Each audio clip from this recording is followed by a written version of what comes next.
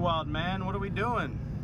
I'm doing artwork on the road. What are you doing? I'm along for the ride. Where are we headed? What are we doing? We gotta go to, like Miami logo? Yeah. We're going to Miami to pick up a vehicle that someone's donating to us. It's kind of a special deal. Like, once upon a time belonged to a guy we were in the program with, so his family's donated it to us, like kind of in his honor. So it's a really neat deal.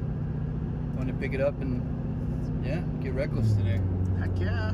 Reckless road trip. Logo at the wheel. What could go wrong? That's right.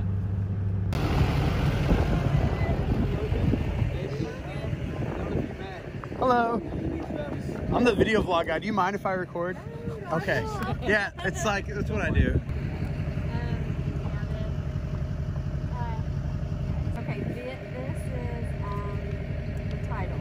Okay. And I don't know what I need to do. As you can see, he has signed it. Seth Greenwell preaching the funeral. Yeah. No way. Yeah. Oh, so, Seth. Travis.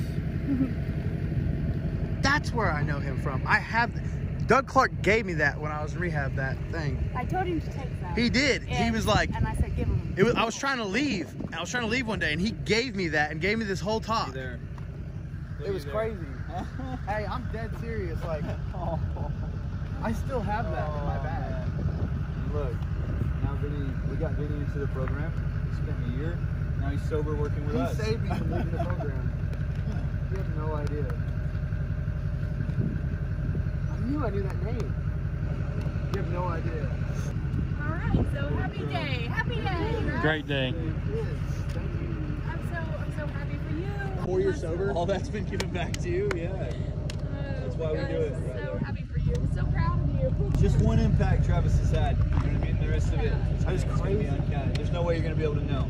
Yeah, Doug was at the funeral. I love him. I lived in the same dorm as Doug and Travis. Did you? Yeah, for a little bit, yeah. Okay. Every time we talk to someone and they're like, okay, we're struggling, I'm like, you need to get into Teen Challenge. And if you don't know how, I know some people who can get you there. That's right. I know this about Travis. Like, his heart was incredibly pure. I have messages that when he got out of the program, when he graduated, he would hit me up. And it was like encouraging messages. He was like, man, I love what you're doing. I'm gonna do this. And I talked to this guy the other day about you guys, and he should be calling you. And like several people did. And so even in that, he was still like, he was all about sobriety and he was all about helping people. And man, I try to, I try to put it in terms where I am an addict or a former addict, so I understand. It's like, man, our days are held together by very thin strands. And a memory, a smell, something so simple to the rest of the world they can overcome will wreck an addict. Will bring us right back into where we were. So I try to surround myself with people. They're easier to fight for than principles. Like, you know what I'm saying? Or like staples in my life. But Travis is one of those. He's one of those that we look at, and he's not used as a bad example. He's just used as a real example. This is what happens. Yeah. And I think he'd want that. Yeah. Because Travis was definitely, his heart was full of love for the Lord. And so, it's all right. You remember him that way. Yeah. That's all it is. Exactly. There's no, yeah. I hope and I pray, I tell my family this all the time, I hope and pray that when something happens to me and if I go, whatever, when I die, I'm not remembered by the bad things I did. Like, right. I hope and pray that's not what my family remembers about me. I don't think they will. It's like, I have a ton of shortcomings. If you've not seen me fail, just hang out for a minute. You will, you know what I mean? But when it comes to that, it's exactly right. Addicts just have such a higher price on their failure than the rest of the world. That's all it is. Yeah. I love you very much. We're going to load it up. We're going to take care of it, okay? Yeah. In one life that Travis saved is already there. Like, looky there. We didn't even You have no idea. Give me a hug. Yeah. Thank you so much. Love you. It's the best. You have no idea. This is a real impact. Like, I hope so. I was on my way out the door, and I stayed. I hope so. Thank you again. You're welcome. Bro, that was crazy. Yeah. I told you on the way up here, I know that name. Yeah, definitely. I knew that name, dude. All I had to see was that freaking pamphlet, dude. That is crazy. All right, well, this is the awesome new addition to the workforce vehicle lineup. Our guys are gonna be able to use this to get back and forth to work, load up, do jobs. This lovely family just donated it to us. I believe it was Travis's, right? This was Travis's, the guy who had passed away. I knew that name. And it was for good reason, because I was trying to leave rehab one time. A buddy of mine who was running the place showed me that his paperwork or whatever when he died, and gave me the whole story and everything. And he convinced me to stay based off that guy's deal. So this is a crazy loop around. It's absolutely crazy. Time to load her up. If there's one guy I know who's good at backing a trailer, it's Logo. Logo is very skilled at backing in trailers. He gonna back it right up, and we're gonna load her up. Logan's stinking Iron Man. Those things are like 500,000 pounds. Boom. That's money.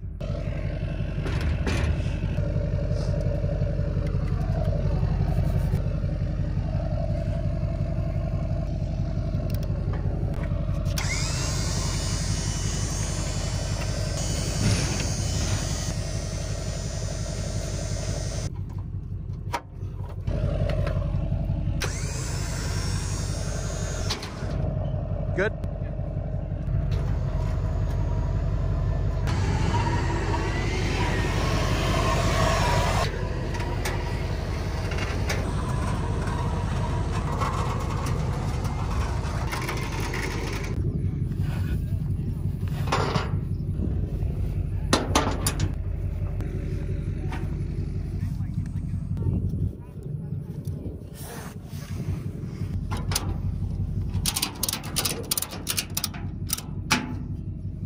Perfect. Last second, grab the trailer, let's go. Yeah, guys. I can do with what I got. We got straps, we got chains. This thing ain't going nowhere. I'm sure there's 1,000 ways to skin a cat and there's 1,000 ways to load a truck. As long as we get her home safe, that's all that matters. She'll hold. She'll hold. Heck yeah, bro. Ice cold.